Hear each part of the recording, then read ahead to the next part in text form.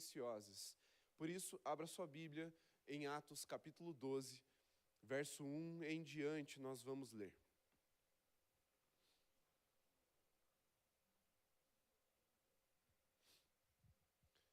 Atos 12, verso 1 em diante, a minha versão é NAA. Você pode acompanhar pelo telão, pela sua Bíblia, ouvindo. Vamos lá, está escrito: por aquele tempo, o rei Herodes mandou prender alguns da igreja para os maltratar. Mandou matar à espada Tiago, irmão de João. Vendo que isso agradava aos judeus, prosseguiu, mandando prender também Pedro. E eram os dias dos pães sem fermento. Depois de prendê-lo, lançou-o na prisão, entregando-o a 4 escoltas de 4 soldados cada uma, para o guardarem. A intenção de Herodes era apresentá-lo ao povo depois da Páscoa. E assim Pedro estava guardado na prisão, mas havia oração incessante a Deus por parte da igreja a favor dele. Na noite anterior ao dia em que Herodes ia apresentá-lo ao povo, Pedro dormia entre 2 soldados. E aqui tente construir alguma imagem na sua cabeça sobre qual era a realidade ali de Pedro. Tinha um soldado aqui, Pedro estava no meio deles, dormindo entre os 2, preso também com 2 correntes. Sentinelas junto à porta guardavam a prisão. Eis, porém, que sobreveio um anjo do Senhor, e uma luz iluminou a prisão. O anjo tocou no lado de Pedro e o despertou, dizendo: levante-se depressa. Então as correntes caíram das mãos dele. E o anjo continuou: coloque o cinto e calce as sandálias. Quando ele fala coloque o cinto, parece quando a gente entra no carro com criança, né? Coloca o cinto, que a gente vai andar. E ele assim o fez. O anjo lhe disse mais: ponha a capa e siga-me. Então, saindo, Pedro seguia, não sabendo o que era real, o que estava sendo feito pelo anjo, e ele pensava que era uma visão.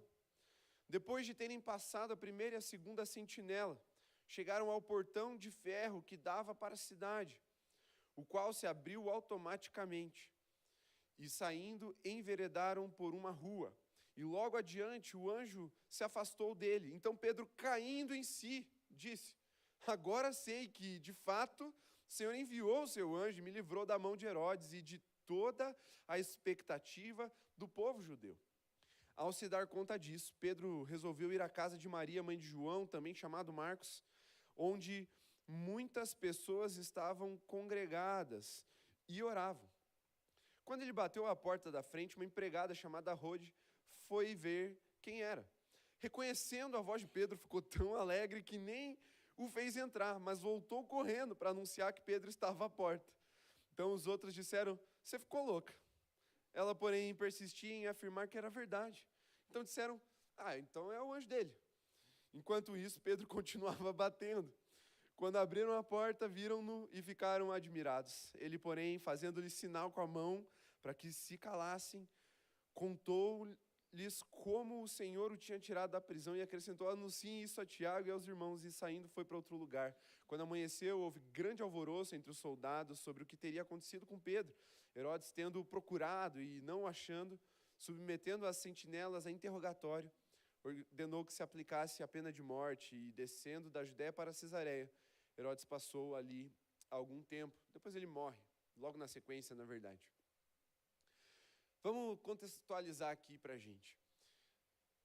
Jesus encerra o seu ministério terreno, passando ali alguns dias com os discípulos, ordenando-lhes que permanecessem em Jerusalém, até que do alto fossem revestidos de poder. Os discípulos obedecem.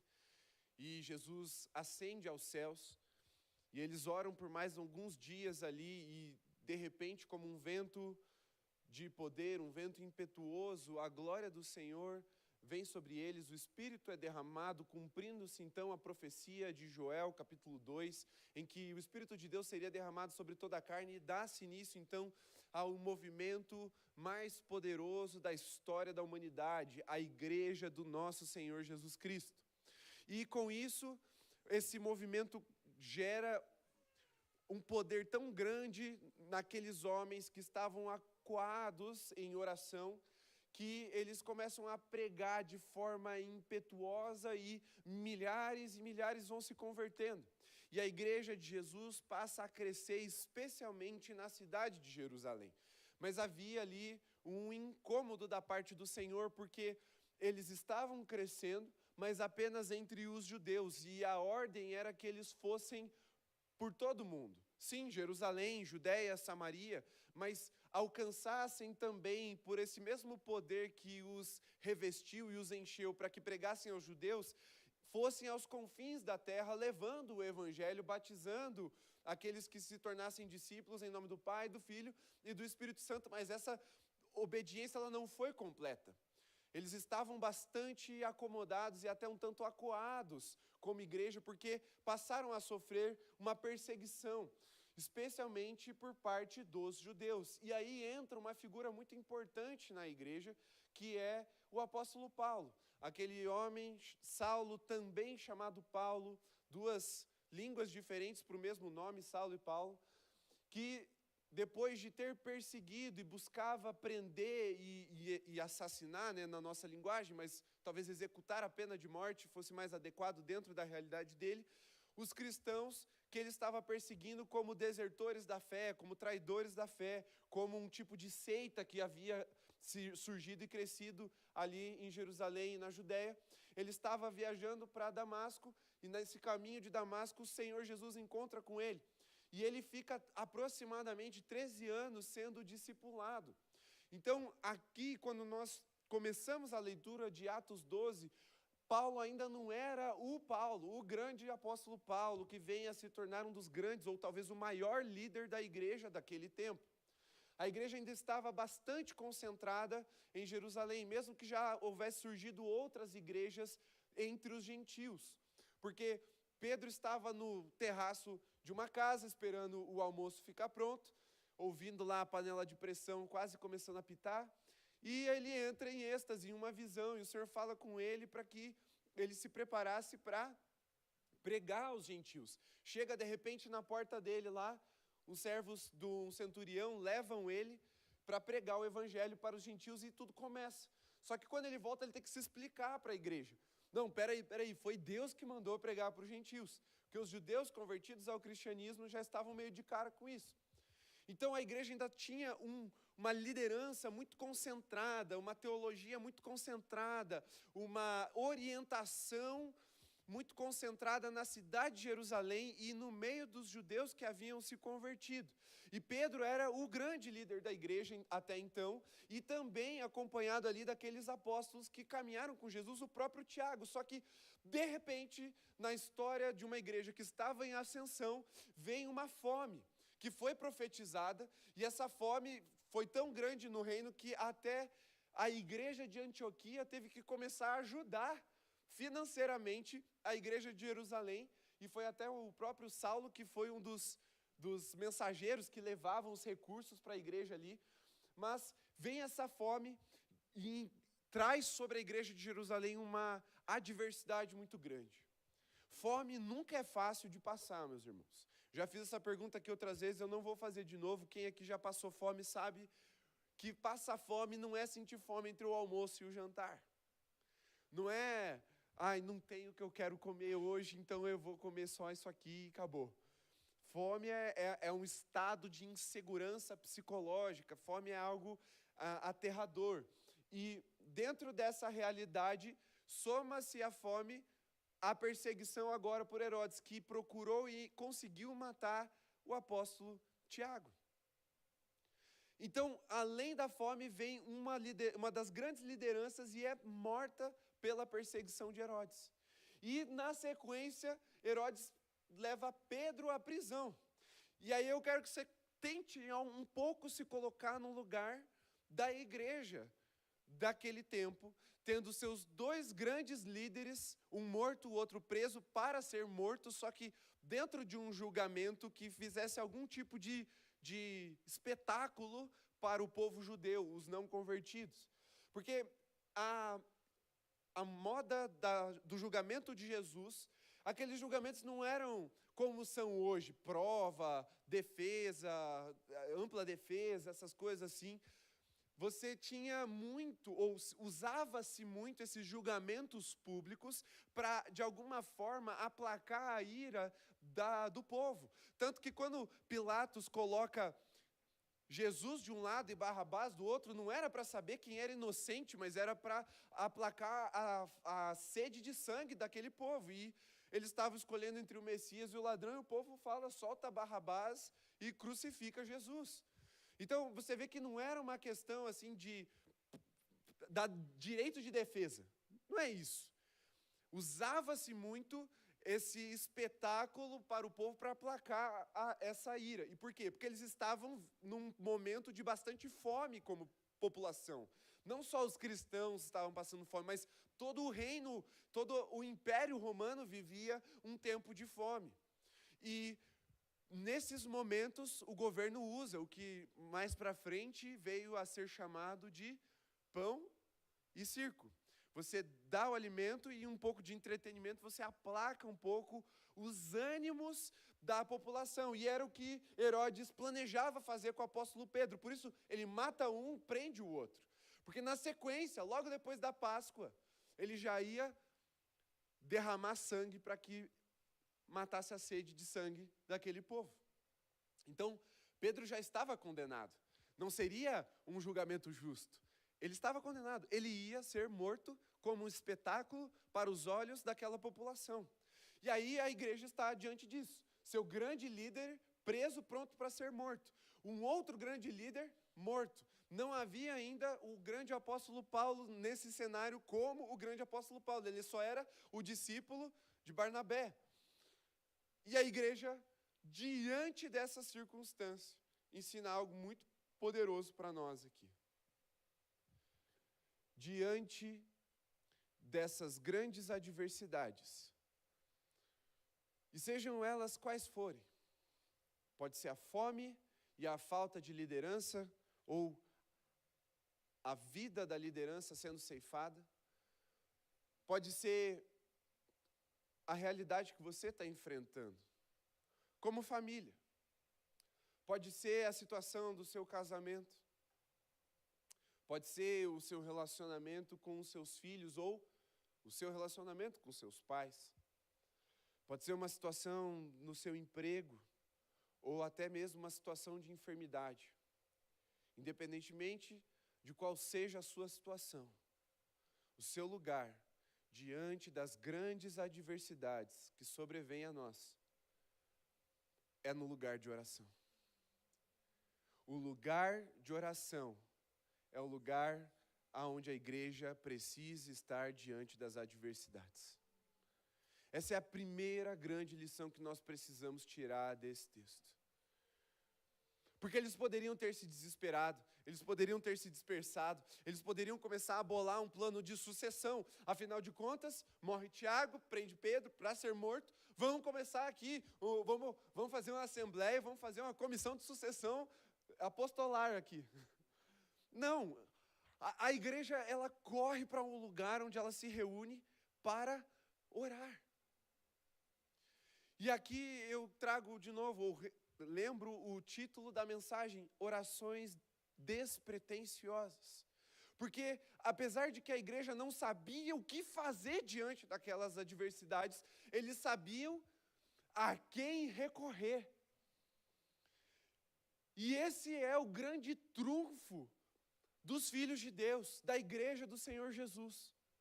Nós não temos a obrigação de saber o que fazer diante das coisas que sobrevêm a nós, mas nós temos um chamado a procurar aquele que pode solucionar todas essas coisas. Mas essa não é bem a nossa postura rotineira. Via de regra, o lugar da oração é o nosso último recurso. Quem aqui já passou por isso? Levanta a mão assim, só de buscar o Senhor como último recurso. Não, peraí, Senhor, tem essa situação, beleza. Deixa eu tentar resolver primeiro. Eu vou fazer o meu jeito aqui, eu acho que eu sei como resolver. E aí vai lá, investe tempo, investe recursos, investe sua força, seu ânimo. Aí você quebra a cara de novo e fala, não, mas eu acho que se eu tentar de outro jeito, Ou se eu fizer de uma outra forma, se eu procurar o conselho do meu vizinho, ele deve saber o que fazer. Ou, já sei, o pastor. O pastor tem que saber, ele vai orar e Deus vai falar para ele o que eu tenho que fazer. E às vezes acontece, mas não é regra. Mas o ponto, meu irmão, é que a gente aprende aqui que antes de nos desesperarmos, antes de elaborarmos soluções a partir da nossa própria capacidade, Deus tem nos chamado para nos reunirmos nesse lugar de oração. E não é só você e Deus, meu irmão. Aqui não foi só a mãe do Tiago que foi morto que estava orando. Eles se reuniram. São dois princípios, é buscar o lugar de oração, mas é buscar esse lugar de oração em unidade com a igreja também. Eles se reuniram, juntaram forças, cooperaram um com o outro, deram suporte uns aos outros, juntaram as lágrimas, porque não tinha panela para juntar, havia fome sobre a terra, era juntar as lágrimas mesmo, não temos outra coisa a oferecer uns aos outros do que senão o nosso coração quebrantado, cheio de fé, mas com esperança de que o Senhor pode fazer alguma coisa, e eles então começam a orar diante disso. Agora, pelo texto, meus irmãos, fica muito claro que eles não sabiam que eles estavam orando, é ou não é verdade? Eles não sabiam, e a gente vê isso pelo fato de que quando a oração é respondida, a primeira resposta deles é o quê? A reação deles, você tá louca, você pirou, você está fora de si. A segunda resposta deles é um tipo de mitologia judaica. Não, então deve ser um anjo dele, como se fosse um espectro de Pedro aparecendo e batendo na porta. Você percebe o quão despretensiosas eram as orações daquele povo apaixonado, cheio de fé? E às vezes a gente desvaloriza essas orações despretensiosas, porque a gente ainda deposita muito da nossa confiança na qualidade da nossa oração e na quantidade da nossa fé. Quando o que nós estamos aprendendo com a postura desse povo é que a nossa fé está na qualidade do nosso Senhor e na quantidade de poder que Ele tem, e não na qualidade da sua fé e da minha fé. Não é o quão elaboradas são as minhas palavras para apresentar um pedido formal, como se fosse... Como é que é o pessoal do juridiquês que fala? Uma petição, obrigado, uma petição lá, um documento para um juiz. Não, a expectativa do Senhor de encontrar a sua igreja é como a expectativa de um pai de encontrar o seu filho que carece de suporte, de ajuda, pedindo, e às vezes é olho cheio de lágrimas, e pai, e isso basta para nós. Enquanto seres humanos, enquanto pais de carne e osso falhos, quantas vezes os seus filhos já não olharam para vocês com um olho cheio de lágrimas e falou pai ou mãe, e você sabia do que ele precisava e estava pronto para atender? Ele não precisou elaborar um bom pedido, ele não precisou apresentar um monte de razão para você, ó, pai, portanto, se me deres essa ajuda, farei isto, aquilo, com isso também acontecerá aqui. Não, você acolhe e atende a oração, o pedido, o quebrantamento do seu filho. E pode ser um filho ruim. Pode ser um filho que está te devendo. Pode ser um filho que está lá errando com você, te desonrando. Mas você que é pai de carne e osso, mãe de carne e osso, que é ruim, sabe dar coisas boas aos seus filhos. E Jesus fala, quanto mais o Pai que está no céu sabe dar coisas boas para nós. Mas a questão é que não para aí. Não é que a oração despretensiosa ela só é uma oração sem elaboração. A oração despretensiosa, ela também é empoderada pelo Espírito de Deus, porque Paulo fala, Romanos 8, 26, que o Espírito de Deus, ele intercede por nós com gemidos inexprimíveis, porque nós não sabemos como orar. E aqui já é o Paulo, grande Paulo, apóstolo Paulo, pregador do Evangelho, escritor do Novo Testamento, que está falando que a gente não sabe como orar. Então, não é uma questão da gente saber a ordem certinho, não é uma questão de construirmos uma lógica espiritual para apresentarmos para o Senhor, mas é em unidade, em suporte uns aos outros, porque é nesse amor que nós seríamos conhecidos como filhos de Deus, ao amarmos uns aos outros, é o que Jesus falou. nessa unidade, nesse amor, nesse suportar uns aos outros em oração, mas no lugar de oração, com expectativa de que Deus está ouvindo, é que as coisas começam a acontecer nas nossas vidas. E aqui, meus irmãos, é uma convocação para nós orarmos e habitarmos esse lugar de oração em favor das nossas famílias, em favor dos nossos irmãos. Se você vem de uma linha mais reformada, você deve estar pensando, ou pode estar pensando, mas pastor, Deus é soberano, aleluia. Eu creio nisso também com todas as minhas forças. Que Deus é soberano e Ele não precisa de nós para fazer nada. Amém. Glória a Deus por isso. E você pode pensar, então, por que raios eu devo orar? E por que persistir na oração? Pelo mesmo motivo. Porque Deus é soberano e Ele escolheu usar a oração da igreja como matéria-prima, como substância para o sobrenatural acontecer. Meu irmão, não é porque a gente é bom de orar, é porque Deus escolheu usar a oração da igreja para agir em favor dela. Você já imaginou a graça e o amor desse Pai? Que podendo usar quaisquer outras coisas melhores, mais robustas,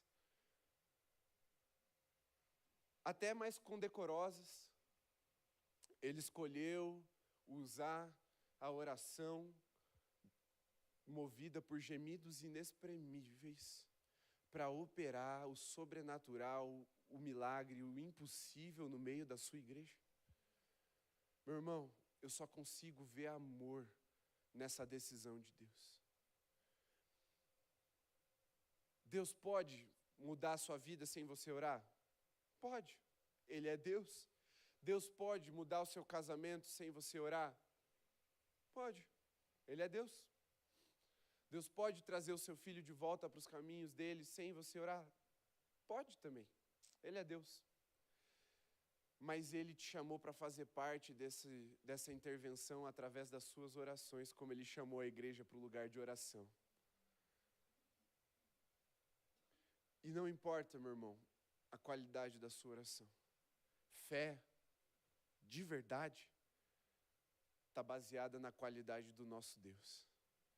E Ele tem se mostrado bondoso, misericordioso, cheio de compaixão, cheio de graça, disposto a ouvir e a atender os nossos clamores.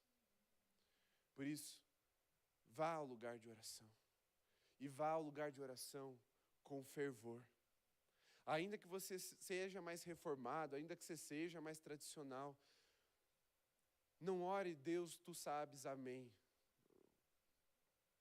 Ore buscando a intimidade com o Pai. Ore revelando ou expondo o seu coração para Ele, para que Ele revele o coração dele para você. Ore com fervor até que haja uma resposta, seja ela o sim que você está esperando, seja ela o não que você não gosta de ouvir. Mas não pare de orar até que Deus te responda, porque a oração não garante que tudo vai ser do nosso jeito, não. Porque a gente volta para a soberania de Deus. Porque uma vez Paulo orou e Deus não respondeu, e ele orou de novo e Deus não respondeu, e ele orou pela terceira vez, e aí veio a resposta de Deus, e a resposta, Deus falou, não vou tirar. E Paulo clamava, tira esse espinho da minha carne, e Deus falou, não vou tirar. Para de orar. Não é para de orar no sentido de para de orar para sempre, é para de orar por isso. E aí Paulo continua orando sem cessar, mas por outras coisas. Mas a resposta veio, é um filho que insistiu com o pai. Hoje pela manhã, a Luísa acordou umas 5h40 da manhã com um ânimo sobrenatural, assim, que é pertinente dela, mas não tão cedo. E aí ela foi para o banho 6h15 da manhã, e aí eu acordo 6h30 com ela gritando, ô mãe, ô mãe, ô mãe. E era só porque ela queria que abrisse mais o chuveiro, coisa que ela podia fazer. A Camila não foi rindo para o banheiro atender o pedido dela, mas ela foi para o banheiro e atendeu o pedido dela. Às vezes a gente precisa ser um pouco menos condecoroso, formal, e a gente precisa começar a insistir, porque Jesus nos deu essa liberdade. Quando ele falou que até a viúva, quando insiste com um juiz iníquo, ele se rende ao clamor da viúva. Meu irmão, é hora de nós voltarmos a orar com fervor, crendo que Deus está nos ouvindo, e orar em unidade, compartilhando a nossa realidade uns com os outros. Não é hora de fingirmos que estamos bem, não é hora de fingirmos que nós somos fortes, que nós somos suficientes. É hora de nos quebrantarmos diante desse Deus, reconhecendo que Ele é poderoso para fazer infinitamente mais do que nós pedimos ou até pensamos, porque quando Ele responde, é comum nas nossas vidas nós falarmos, eu não esperava, ainda que estivéssemos orando por aquilo. Então, o lugar de oração e um lugar de unidade na oração. Veja, quando nós oramos, quando nós buscamos ao Pai, a sua presença, e quando nós nos unimos em oração, como nós vimos ali no verso 7. Eis, porém, que sobreveio um anjo do Senhor, e uma luz iluminou a prisão. O anjo tocou no lado de Pedro e o despertou, dizendo, levante-se depressa. Então as correntes caíram das mãos dele. Quando nós oramos, Deus intervém com o sobrenatural. Eu sei que aqui, Pedro, ele fica meio confuso. Então, aqueles que estavam orando não esperavam o tipo de resposta que Deus deu. Pedro não esperava que as coisas acontecessem daquele jeito, ao ponto que ele acha que ele está meio assim, sem saber o que é de verdade, o que é visão. Porque há pouco tempo, talvez não tão pouco, mas há poucas páginas para trás, tem aquela visão que eu te falei que Pedro estava no terraço, Deus aparece para ele e ele entra em visão. Então, para ele, podia ser mais uma daquelas experiências. Mas, de repente, quando ele percebe, ele estava entre dois guardas dormindo ali do lado dele. Ele estava acorrentado nas mãos. Haviam 4 grupos de 4 sentinelas fazendo a ronda. 2 no portão interno, 2 no portão externo. E ele passa por tudo isso desapercebido. A corrente cai, ele levanta, ele põe o cinto. O anjo acelera, fala, segura, e dá uma curva ali. Quando ele percebe, ele já está na cidade. E ele vai até a casa onde a igreja estava reunida. Ele bate na porta. E aí, como é o nome dela mesmo? Rod. A Rod, ela atende a porta. E ela fica tão animada e perplexa, que ela nem abre a porta para o Pedro entrar e fala, entra Pedro, estamos aqui orando por você, já até passamos café, afinal de contas a gente sabia que Deus ia responder, não, ela fica tão perplexa que ela volta para dentro, sem abrir a porta para Pedro entrar, e começa a falar, Pedro está à porta, e todo mundo responde o quê? Para de orar, acende a luz da vigília, e fala, você está maluca. Irmão, na vigília não é hora de você falar que alguém está maluco, é hora de você falar aleluia, glória a Deus. Mas assim, eles começaram a falar que ela estava maluca. E aí é o ponto de falar assim, não, é ele mesmo, tá? Então deve ser o anjo dele. Porque eles tinham essa crendice de que cada pessoa tinha como se fosse um espectro, assim, em forma de anjo que podia ser projetado ali. Isso não é verdade, é só uma crendice da época. Mas eles falam isso. Aí vão verificar, por quê? Porque Pedro continua lá, batendo na porta, fala, abre. E ele não podia gritar muito alto, porque a hora que ele abre a porta, eu imagino como foi a reação, né? O povo começa ali a gritar e tal, e ele faz sinal com a boca. Eu não sei o que eles faziam na época, hoje a gente faria assim, né? Menos calma, porque afinal de contas ele havia acabado de escapar da prisão, ele não tinha saído de um procedimento estético, ele saiu da prisão, havia perseguição. Então ele fala, silêncio. Mas você percebe que a resposta foi sobrenatural, de um nível extraordinário, inesperado, e a substância, a matéria-prima que Deus usou para isso foi orações despretensiosas. Meus irmãos, isso precisa encorajar a gente. Aquela oração simples, e às vezes aquela oração meio murcha, sabe? Mas que Deus pode te surpreender com o sobrenatural.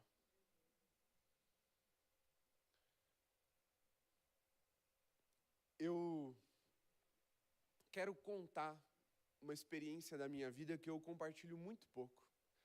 Eu acho que até hoje, eu só compartilhei de púlpito em um retiro de uma outra igreja.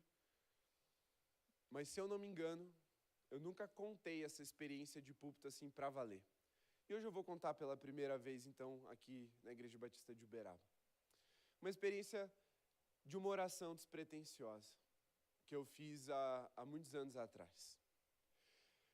Para vocês entenderem de onde eu vim, qual era a minha realidade, eu venho aí, por parte de pai, de uma família de, 4, 5 gerações de evangélicos, 4. Então eu sou a 4ª geração.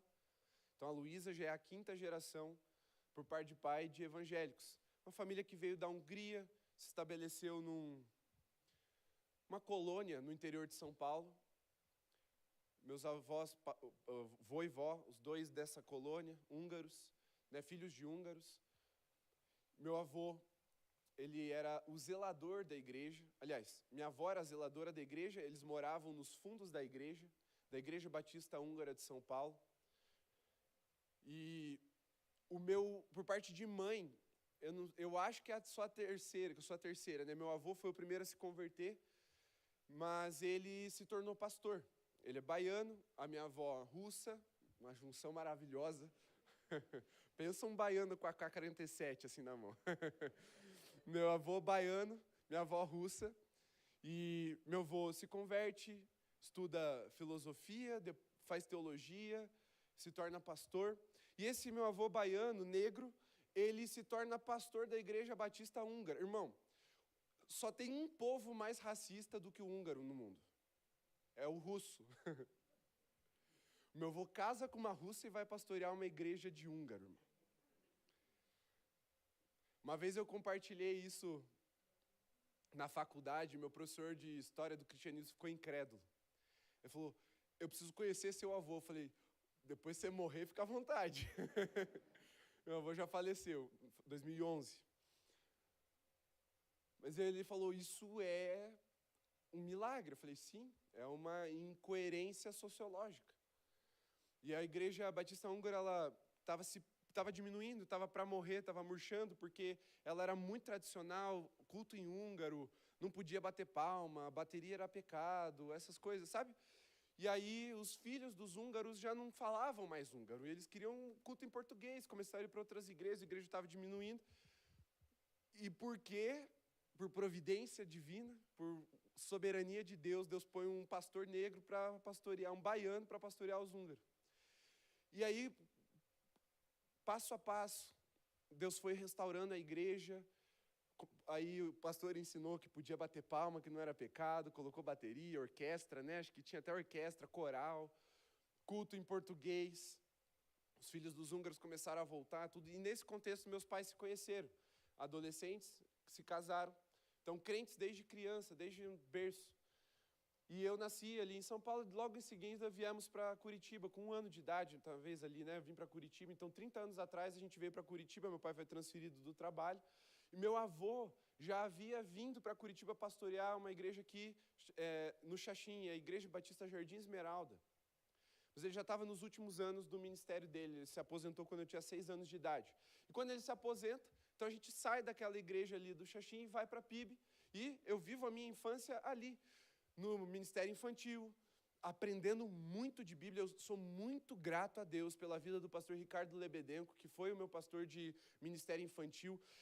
Ele tinha uma didática, uma pedagogia para ensinar a Bíblia extraordinária. Eu não era embaixador do rei, e na primeira vez que eu fui nos embaixadores do rei, eu já sabia mais versículo que os caras. Então eu fiquei muito se achando naquele dia.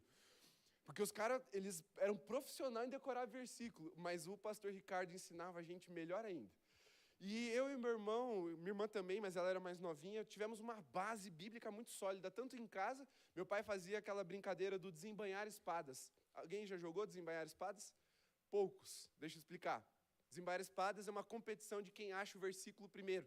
Então você tem lá uma posição, desembainhadas, 1, 2, segura aqui, daí fala o texto, já abre a Bíblia. Quem começar a ler o texto primeiro, ganha, e é uma competição. Então a gente fazia isso também. E eu tive todo esse suporte e um crescimento na casa do Senhor, amando a palavra do Senhor e me aprofundando nela. Só que, em algum momento ali da história dos meus pais, e eu já pedi licença para compartilhar essa história, porque eu não a conto muito regularmente, porque ela não é só minha. Eu sou, inclusive, um coadjuvante nessa história, nesse testemunho. Mas fiz parte, né? Estava lá como testemunho ocular. No momento ali, no fim da nossa infância, da minha infância, início da adolescência, o casamento dos meus pais estava ruindo e ruiu. Meu pai reúne eu e meus irmãos e ele comunica, olha, a sua mãe não quer mais e eu vou sair de casa e a gente vai se divorciar. Eu lembro uma noite de muito choro. Da minha parte do meu irmão, a minha irmã ainda não entendia muito bem, eu não lembro exatamente a idade dela, mas ela devia ter 5 anos, talvez. Um pouquinho mais velha que a Lulu só. E eu lembro muito bem, até você vê como minha memória ficou marcada, foi numa quinta-feira à noite que meu pai falou isso pra gente. E ele sai de casa, a gente entra num momento muito difícil como família, em todos os aspectos. Eu nunca imaginei ter 2 casas. E no começo eu nem tinha 2 casas, porque, coitado, meu pai ainda teve que ficar morando em pensionato, esses lugares, era muito difícil, ele não conseguia levar a gente para esses lugares, então foi bem difícil o nosso início ali. E encurtando essa parte, chegou um ponto que o divórcio já concretizado, cada um seguiu sua vida, e o meu pai já estava namorando, se não me engano chegou a noivar, né, pai? Não chegou a noivar? Estava namorando outra mulher, minha mãe também, um outro cara. Mas pelas decisões que ela foi tomando na vida, ela viveu um desvio da fé, se envolveu com dívidas e tudo. Num dia de desespero, ela tentou o suicídio. E eu e meu irmão estávamos em casa. Eu tinha ali 12 para 13 ou 13 para 14. Acho que 13 para 14. Meu irmão, 11 para 12. Nós temos 2 anos certinho de diferença. E ali a gente impede minha mãe de cometer o suicídio. Eu tenho o meu primeiro embate espiritual com demônios, porque ela estava ouvindo vozes de demônios, falando que era melhor para todo mundo se ela se matasse. E ela começou a falar o que o demônio estava falando para ela, e aí eu, no meu jeito, comecei a ter uma briga espiritual ali, repreender Satanás, começar a expulsar. Nisso, meu irmão desesperado liga para o meu pai, porque ele não tinha outra referência, ele tinha que ligar para alguém, ligou para o meu pai. Meu pai sai do trabalho dele, 25 quilômetros de onde a gente morava, no meio da tarde, corre lá para socorrer. Leva a gente para a igreja, onde a gente congregava na PIB, e gostávamos muito do que a gente vivia lá na PIB. A gente tinha uma pregação maravilhosa. Quantos aqui conhecem o pastor Pascoal? Só para eu ter uma ideia. Vocês sabem do que eu estou falando. Eu, desde criança, gostava de ouvi-lo pregando, inclusive. Eu ficava no louvor na parte das crianças lá. Na hora da pregação, eu fugia e ia para o culto ouvir a pregação. Eu fazia o inverso das crianças. Porque eu gostava mesmo de ouvi-lo pregando. Mas a gente leva... meu pai pega todo mundo, põe no carro, leva para a PIB. E lá tem o primeiro atendimento, a dificuldade de agenda, de acompanhamento do Pascoal. Eles encaminham a gente para outra igreja, a Igreja Batista Alameda, com o pastor Sebastião. Ele fala, lá o pastor Sebastião vai poder ajudar vocês melhor. E aquilo foi muito chocante para mim. Ver o meu pai e minha mãe meio que se dando novamente, meu pai atendendo, socorrendo, cuidando. A namorada do meu pai dá um surto, vai embora. Até hoje inexplicável, graças a Deus que aconteceu, mas é inexplicável. O namorado da minha mãe sai, foi viajar, demorou a voltar, não sei o que aconteceu direito. Nisso, quando volta, toma um pé também, daí as coisas já estavam encaminhando, querendo se acertar com Jesus. Mas eu ainda não acreditava numa restauração, eu já estava totalmente conformado com a realidade que eu estava vendo. 3 anos naquela situação. Vendo meu pai nesse meio tempo, meus irmãos, ele sofreu um acidente de carro. Ele estava indo levar o pão do café da manhã e me pegar para levar para a escola. Ele bateu o carro, um cara cruzou a preferencial, ele bateu em cheio, a 60 por hora na lateral de um carro. E era uma descida ainda, então 60 por hora é quando ele começou a descida, se duvidar era mais. Mas bateu o carro, cheio de dores, os remédios fortes, um quadro bem depressivo. Minha mãe, como eu falei, bem desesperada, muitas dívidas, coisas só piorando, muita tristeza. Eu já estava conformado com aquela realidade, de verdade mesmo. Eu só pensava assim, na minha vez vai ser diferente, mas eu já estava conformado. Mas quando eu vi o Senhor reaproximando os dois, eu fiz uma oração despretensiosa. E meus irmãos, como eu disse, a história não é minha. Se vocês quiserem um dia conhecer de verdade, vocês estão passando por aperto no casamento, vocês não acreditam mais na restauração, pede para conversar com meu pai e com a minha mãe. Paga uma pizza para eles. Chama eles para jantar na casa de vocês e ouve o que eles têm para dizer. Porque depois disso, Deus fez algo inexplicável. Mas a minha participação como coadjuvante foi com uma oração despretensiosa. A história é deles, a libertação foi deles, a restauração foi deles, mas eu estava lá intercedendo de alguma forma, porque eu lembro bem das minhas palavras. Quando eu vi, num apelo de um culto, se eu não me engano, era um culto de quarta-feira, culto que a gente nunca frequentou. Num apelo, minha mãe levanta e vai, meu pai vai, coloca a mão e começa a orar por ela. Eu olhei aquilo do meu lugar no banco, até indigesto, e falei, Jesus, eu não acredito que o Senhor possa restaurar o casamento dos meus pais. Mas se o Senhor fizer, a minha vida é tua. E quando eu falo isso, meus irmãos, não é sobre salvação, tá? Eu já havia sido batizado, eu tinha uma fé sólida. Eu com 14 anos, eu podia defender minha fé diante de ateus. Eu estou falando sério. Eu estava falando de uma obediência radical. Eu estava me colocando como instrumento nas mãos do Senhor. Na época, eu vou confessar para vocês, o que eu achava que isso significaria? Ser missionário aonde? Na África. Eu pensei, Deus vai me mandar para a África se ele fizer isso. E eu juro que eu tive medo de ir para a África quando os meus pais reconciliaram. E dali 2 meses, mais ou menos, 2, 3 meses da tentativa de suicídio, meu pai estava voltando para casa, chegando com as malas. Eu lembro deles na cozinha, sorrindo, tá, vamos comemorar. Comemoração de pobre, irmão. A gente estava na pendenga, mas foi uma comemoração muito genuína. Eu lembro dos meus irmãos sem entender muita coisa, e eu ainda um tanto incrédulo, meio chocado e com medo de ir para a África. Eu não esqueço do medo de ir para a África. Por isso que eu admiro muito o pastor Osés que está lá na África. Porque podia ser eu. Mas dali a alguns anos o Senhor foi testificando, confirmando, falou comigo. Também, e aqui, meu irmão, se você é mais tradicional, me perdoe se eu te escandalizar, mas esse não é o contexto bíblico do que fala, não escandalize o seu irmão, tá? Então eu posso te escandalizar desse jeito. Mas eu também tive uma experiência de êxtase, de visão, em que o Senhor falou comigo, e Ele falou, você vai ser um pastor. Eu tinha 16 anos de idade. E nessa experiência eu falei, ufa, isso significa que eu não necessariamente é na África, ainda não tinha excluído, mas já tinha aberto outras oportunidades. Mas eu sabia que eu devia obediência ao Senhor por causa de uma oração despretensiosa, porque ali o Senhor me mostrou que Ele ouviu uma oração despretensiosa de um adolescente incrédulo de um lar destruído. Meu irmão,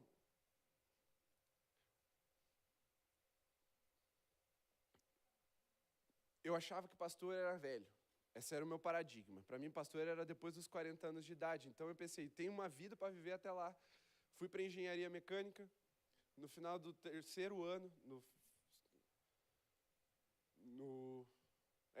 no último semestre do terceiro ano, sexto período, Deus, por vários sinais, e aqui essa parte eu preciso encurtar porque é uma outra história já, agora, sai da faculdade, vai para o seminário.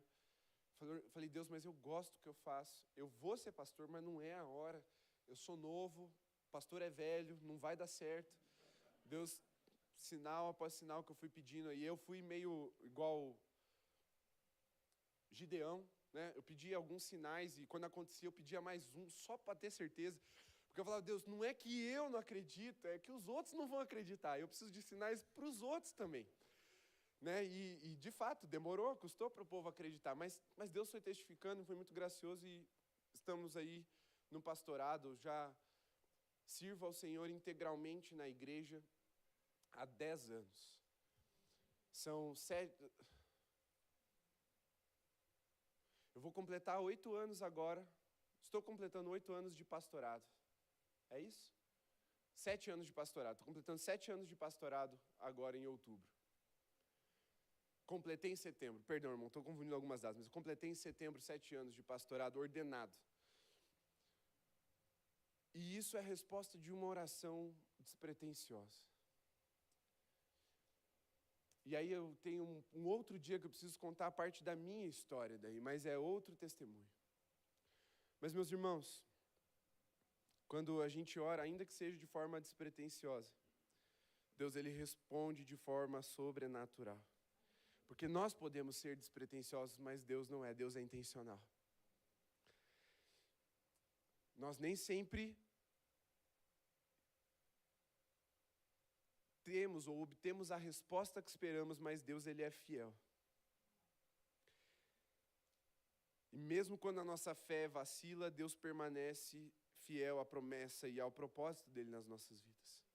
E a graça de Deus, preste bem atenção no que eu vou dizer agora, irmão. A graça de Deus supera até a incredulidade do nosso coração. A resposta de Deus não depende da perfeição da nossa fé, mas da fidelidade dEle. O Espírito Santo nos leva a viver com expectativa e vigilância, ainda que às vezes nos falte compreensão. E Deus continua agindo assim hoje. Como Deus agiu na igreja, como Deus libertou Pedro, como Deus levantou Paulo, como Deus fez na sua vida, na minha vida, na vida dos meus pais. Você está em crise? Ore. Esse é o melhor conselho que alguém pode te dar. Ore. Sua comunidade enfrenta oposição? Unam-se em oração. Sua família está sendo atacada? Se juntem e comecem a orar. Você quer um milagre? O Senhor está te chamando para participar desse milagre, entregando para Ele uma substância, uma matéria-prima chamada oração. E disso, Ele pode fazer o sobrenatural, mas persevere, busque, clame ao Senhor por esse milagre. Porque o mesmo Deus que libertou Pedro, que restaurou o casamento dos meus pais, que me fez pastor, é o Deus que está ouvindo a sua oração hoje.